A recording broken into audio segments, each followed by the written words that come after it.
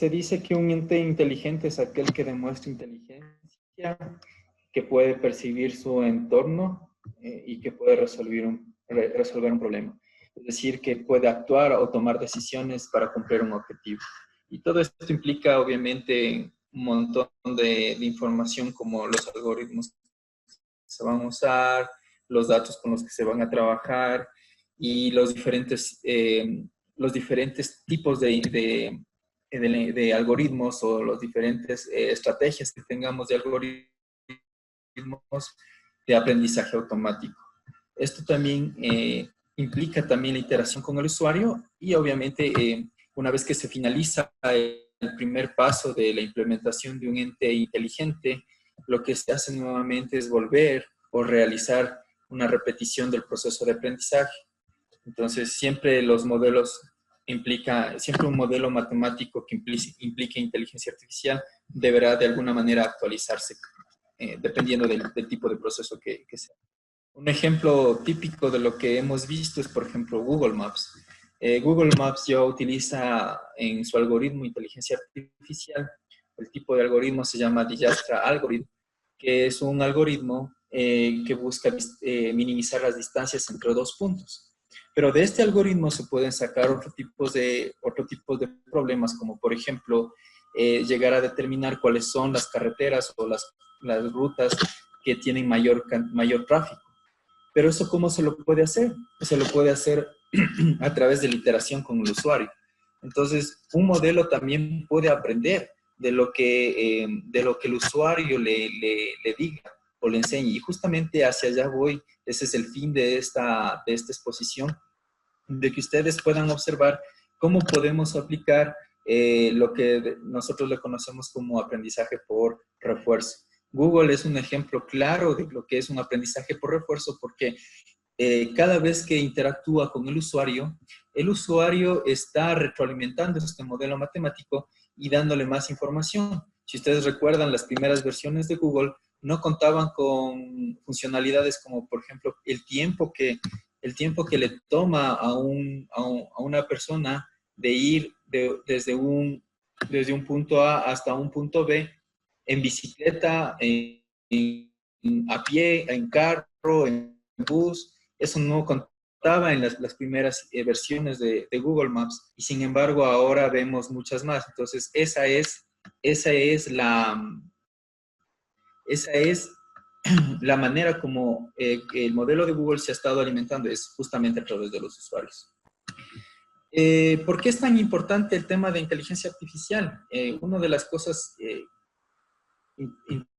interesantes de la inteligencia artificial es que, por ejemplo, los estudios como United Kingdom, en Reino Unido, hablan de que la automatización de trabajos para el 2030 será un porcentaje bastante alto. Por ejemplo, hablemos de Estados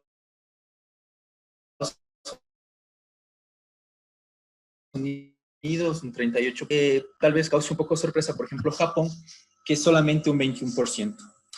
¿Qué está diciendo esta pequeña estadística? Que países en los cuales la automatización, por decirlo así, ya es un pan de cada día, hablamos de Japón, ya la automatización del porcentaje de procesos automáticos o de trabajos que se van a ser automatizados es menor. Sin embargo, para aquellos países donde la automatización no sea tan evidente o no sea tan grande, el porcentaje de automatización va a ser sumamente mayor. Entonces, aquí en Ecuador hay una gran ventaja o un gran nicho de trabajo ahí, un lugar donde se puede apreciar de que va a haber bastante porcentaje de trabajos automatizados. Y los sectores en donde se prevé que va a ser la mayor cantidad de automatización, por ejemplo, es en el transporte y la logística, el tema de manufactureras, el tema de ventas, y casi en un 17% se estima que será en salud y trabajo social. Entonces, esta ya es una perspectiva que ya nos deja visualizar un poco cuál será el futuro en una década de la inteligencia artificial a nivel mundial. Bueno, yo he puesto aquí un ejemplo de lo que es el tic-tac-toe, que creo que hemos jugado ya alguna vez. Y ustedes saben que la manera de resolver este problema de cómo crear un agente virtual para que juegue con un ser humano y aparente este programa tener inteligencia artificial, se lo puede hacer de dos maneras: programándolo a través de reglas o dándole programando para que la máquina justamente aprenda las reglas y aprenda a ganarlo. Entonces, esta técnica, la primera, se lo hacía en la década de los 50 hasta los años 90, y a partir de los años 90, con lo potentes que están siendo ahora los procesadores, normalmente lo que se está usando es la inteligencia artificial para este tipo de problemas. Claro que el tic-tac-toe es solamente 5.478 configuraciones programables que efectivamente se lo podrán tal vez programar, pero ya hablando de un problema más complejo, como hablamos del ajedrez, ya esto ya sale de los límites de un programador. Las probabilidades de cambios de movimiento o las probabilidades de juego se vuelven infinitas. Por ejemplo, después de un solo movimiento, hay 400 posiciones posibles después de que tú moviste una pieza. Si se movieron dos piezas, habrán 72.000 posiciones posibles. Entonces, esto incrementa y el desafío se hace grande si lo queremos hacer para que una máquina pueda resolver este tipo de problemas. Esto se ha visto de alguna manera, esto se ha visto de alguna manera compensado con la cantidad de transistores que se pueden meter en un microprocesador. Si ustedes ven en la gráfica, en el año 1950 se tenía apenas una operación lógica por segundo. Para el año 1990 ya se tenían 10 operaciones lógicas aproximadamente. Y ahora se está hablando que para el año 2019 tenemos 1.000 millones de operaciones lógicas en un segundo. Esto es que la primera competencia que se realizó intentando utilizar inteligencia artificial en marzo del 2004 no fue exitosa. Se estimaba llegarse a 240 kilómetros, pero ningún vehículo llegó a la ruta. Luego se hizo una segunda competencia para el siguiente año, en el 2005, y de esta misma ruta, es decir, de 240 kilómetros, sí pudieron hacer los 5 vehículos y lo completaron en aproximadamente el mejor, lo completó en 6 horas con 54. Ahora, ya hablando ya de nuestro tiempo, en el 2018, por ejemplo, se hizo una primera carrera de autos autónomos que se llamó Robocar en California, y este comprendía de 9 a 13 kilómetros y la cual tenía éxito. Ahora hablamos, por ejemplo, de agentes virtuales inteligentes que acumulan kilómetros de entrenamiento. Entonces se habla ya de autos que son capaces de tener autonomía de 8.000 kilómetros, por ejemplo, en rutas, en lapsos. Entonces, esos son los avances que estamos teniendo en la inteligencia artificial, y esto se ha trasladado a la industria. Entonces, como ya bien mencionaba, el tema de los autos inteligentes, de los autos autónomos, y ahora, por ejemplo, en temas de seguridad como la detección de rostros, o temas virtuales como los asistentes virtuales, que ya permiten a través de chat o de interfaces como WhatsApp o otras, poder ya reaccionar o responder a ciertas preguntas de los clientes y dar las respuestas rápidas a ciertas cosas que ellos necesiten. O el otro, que es la automatización o tener lo que es el control de ciertas partes de la casa. Entonces son cosas que se pueden ver y están apareciendo en la industria y son parte de lo que se está viviendo en temas de inteligencia artificial.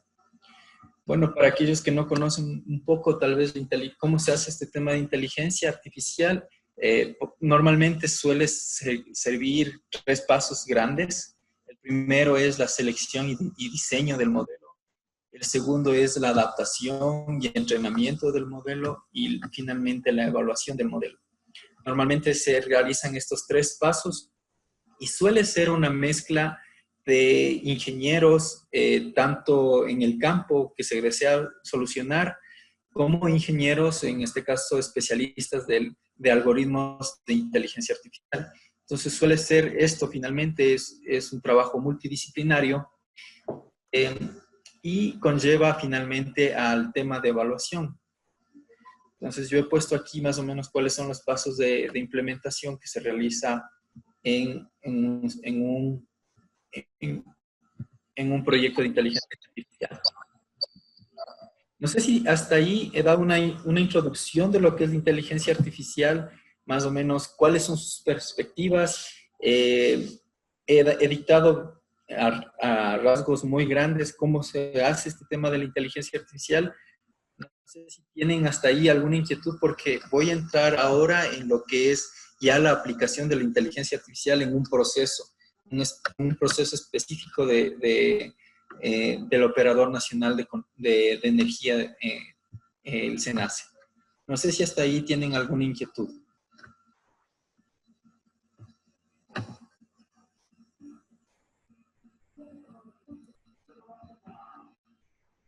Si no hay ninguna inquietud, procedería entonces a los siguientes slides. Voy a hablar acerca de parece que hay una pregunta, un momento. Ya. No sé si tienen alguna inquietud, yo estoy presto a responder de lo que he expuesto hasta el momento, alguna pregunta tal vez. De lo contrario, pues procedo al tema al tema del proyecto que es lo que me interesa exponer en este momento. Les voy a exponer un proyecto que se expuso en una conferencia internacional en Barcelona, en la cual estuve yo, y estuvo a cargo del SENACE. Este proyecto se llama FREDA, que es Forecasting Electrical Demand with Artificial Intelligence. Y básicamente voy a explicar de qué se trata o de qué se trató este proyecto. Para aquellos que no conocen el SENACE es una empresa partícipe del Estado, la cual se dedica a realizar la operación a nivel nacional del sistema eléctrico ecuatoriano. Y esto implica, entre otras cosas, por ejemplo, coordinar cuánta electricidad se generará en las centrales, dígase, termoeléctricas, hidroeléctricas, en las de recursos renovables, como por ejemplo eólicas, fotovoltaicas, y poder disponer de estos recursos para que finalmente el usuario, ustedes, las ciudades, tengan energía eléctrica de manera continua. Entonces, para ello, SENACE y realiza varios procesos. Entonces, aquí ustedes ven, por ejemplo, esto es las conexiones de energía a alto voltaje del Sistema Nacional Interconectado. Y esto es justamente todo lo que el SENACE está coordinando todo el tiempo, las 24 horas, los 7 días de la semana, está coordinando para que el Ecuador entero tenga energía eléctrica. Entonces, para resolver este problema, lo que hace el SENACE es hacer lo que vemos aquí, un desglose, una planificación a 10 años, a un año, a un día, a una semana, a un día y en tiempo real. Entonces, esto es un proceso que se realiza de manera continua en el SENACE. Y el problema que nosotros queremos resolver o que se resolvió usando inteligencia artificial estaba justamente en la parte que es short term, en corto tiempo. Y esto obviamente, este proceso retroalimenta otros procesos como es el postoperativo, un análisis que se realiza de la operación del sistema y también lo que implica el tema de la administración, la parte comercial. Porque una vez que las entidades de generación hayan, valga la redundancia, generado la electricidad que necesitaba el país, posteriormente lo que ellos van a hacer es obviamente cobrar esa generación de electricidad. Entonces, todo esto sale como una consecuencia de la operación del Sistema Nacional Interconectado. En este proyecto se usaron varias tecnologías, entre ellas, tal vez de las que ustedes conocen, es Python, un sistema de bases de datos de tiempo real, de series temporales que es propio de una marca que se llama OSIsoft, y otras herramientas libres como Anaconda, Jupyter y algunas herramientas adicionales. Lo que se hizo fue, en este caso, utilizar un modelo de Markov, un hidden Markov modelo, un modelo de Markov oculto, que es un tipo de, un algoritmo de la gran familia que tienen la inteligencia artificial, que tiene una gran cantidad de algoritmos, que lo que hacía básicamente es poder clusterizar las demandas eléctricas en grupos, lo que nosotros le llamábamos como familias o daily typical patterns, que son familias, son perfiles de demanda que un poco ayudan o se clusterizan, y estas finalmente, al ser clusterizadas, podrán ayudarme a hacer el pronóstico de demanda eléctrica. Entonces, lo que ustedes están viendo acá, ya en el lado izquierdo bajo, es ya la herramienta funcionando. Entonces, la curva en color rojo es, voy a ver si la pongo ya en la siguiente, voy a poner acá, la curva en color rojo es lo que está ocurriendo en tiempo real. La curva en color verde es lo que se predijo, y la curva en color azul es lo que se planificó al inicio del día.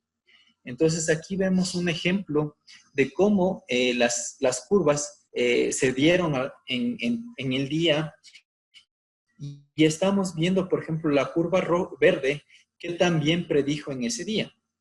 Yo les voy a presentar ahorita la herramienta en tiempo real para que ustedes puedan observar.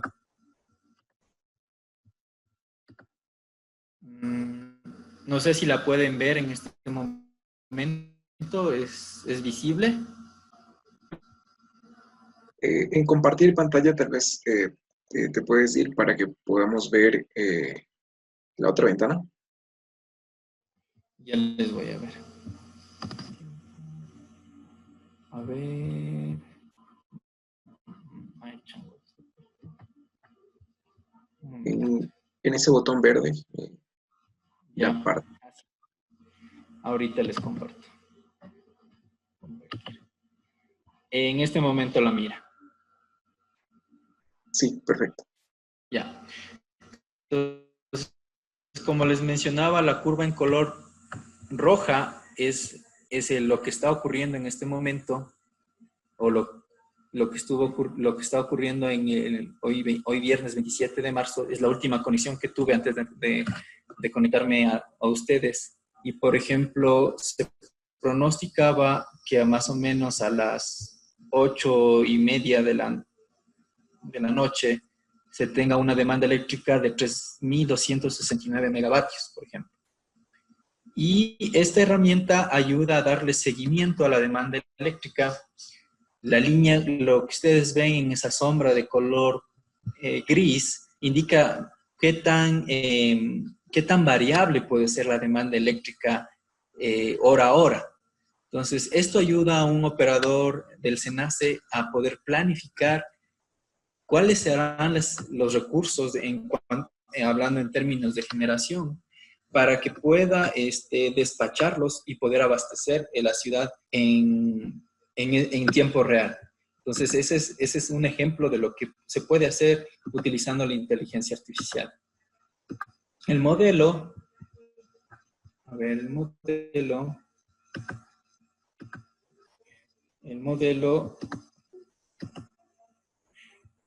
Hay una pregunta, dice, corresponde la demanda de todo el sistema nacional interconectado? Esa es la pregunta.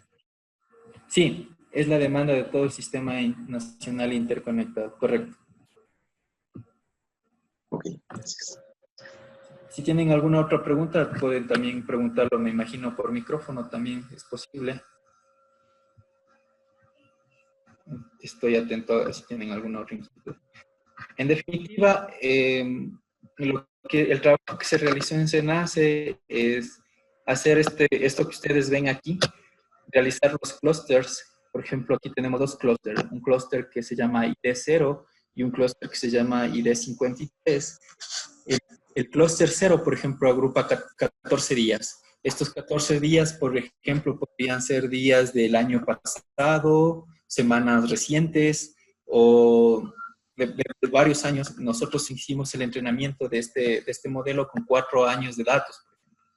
Entonces, de algunos meses, como también podrían hacer de algunos años pasados. Y, por ejemplo, este clúster, el clúster 0, corresponde a los días feriados, por ejemplo, los días domingos y los días feriados, que es esta rama que se ve aquí. Otra, que de color verde. Otra rama es, por ejemplo, la rama del color rojo, que son días lunes, donde se aprecia que la demanda es obviamente más grande. Entonces, esta información que ustedes ven aquí se la sacó usando algoritmos de aprendizaje automático. Y esta misma información es la que se está usando para hacer el pronóstico en tiempo real. Ahora, ustedes se preguntarán, bueno, ¿y eso qué beneficios tiene?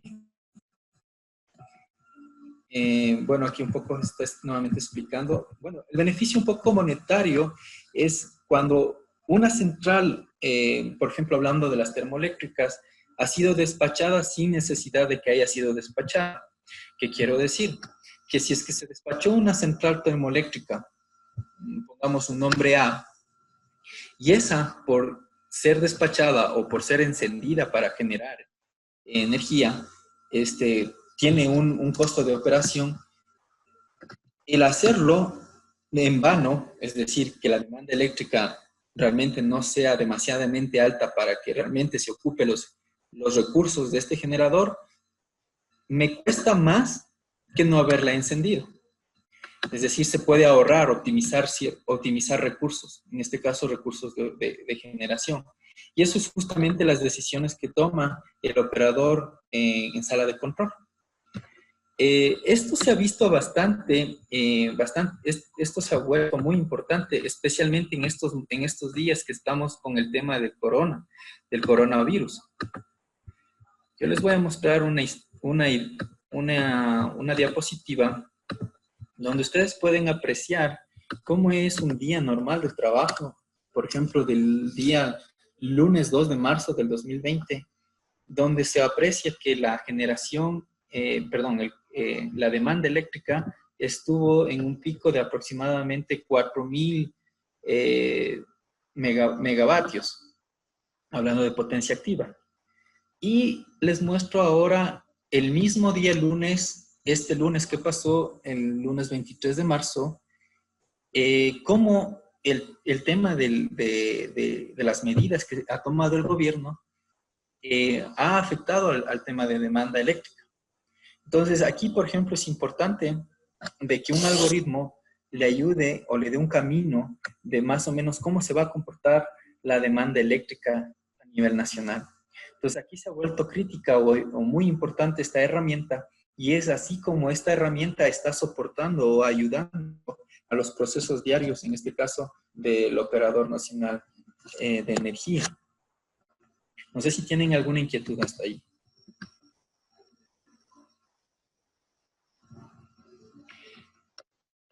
Esto ha afectado no solamente a los días laborables, sino también a los días, por ejemplo, que eran comúnmente.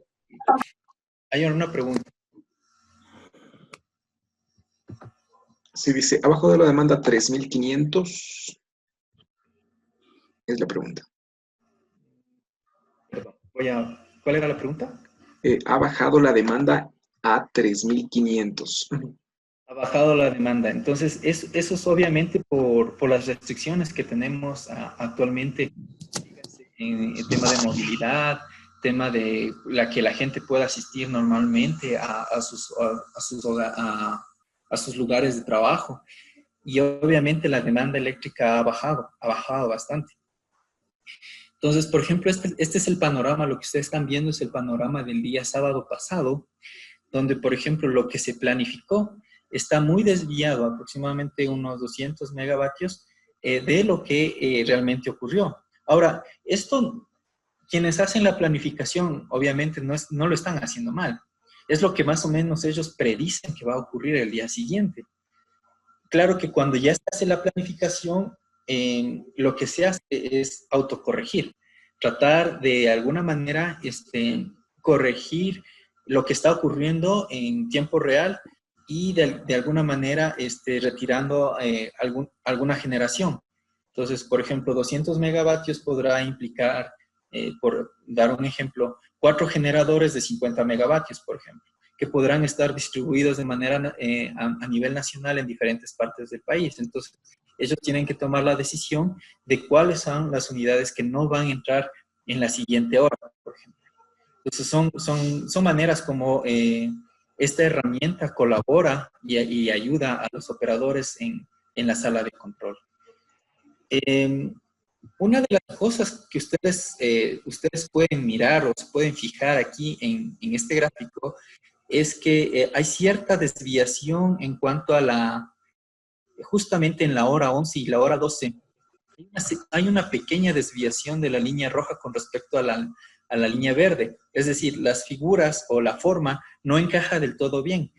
Ahí ocurren problemas como los que voy a mostrar adelante, como en el cual la demanda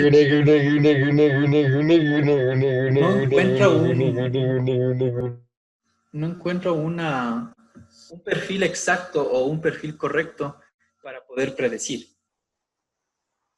Entonces, en ese caso, lo que ocurre es que la predicción no es la más adecuada. Aquí es donde nosotros estamos implementando ahorita lo que es el aprendizaje por refuerzo. Entonces, en el aprendizaje por refuerzo, lo que nosotros estamos haciendo es implementar esta lógica que ustedes ven aquí, al lado izquierdo. Hay una observación, que en este caso es justamente lo que está remarcado en color morado, y el agente, a través de una acción que en este caso el usuario, que es decir, el operador va a hacer, le explicará que deberá ajustar en esta parte el pronóstico de la demanda. Entonces el algoritmo hará diferentes combinaciones. Usamos un algoritmo genético en el cual va a ajustar diferentes clústeres que haya descubierto antes y va a ajustar de mejor manera la curva para ver lo que nosotros tenemos como resultado en la figura de abajo. Entonces, ese es el trabajo que nosotros, que en este caso SENACE, el Operador Nacional de Energía, está realizando, y ya está incluyendo el tema de inteligencia artificial en sus procesos. Y es importante indicar esto porque anteriormente lo que ustedes ven ahorita se lo hacía de manera manual. Y eso tomaba al menos cada proceso o cada corrida tomaba al menos unos 10 minutos. Actualmente con inteligencia artificial, con estos algoritmos, facilitando la operación del Sistema Nacional Interconectado. Esa es la exposición que quería darles el día de hoy para que ustedes se enteren de lo que se está realizando a nivel nacional, de las bondades de la inteligencia artificial en procesos críticos como el que acabo de mencionar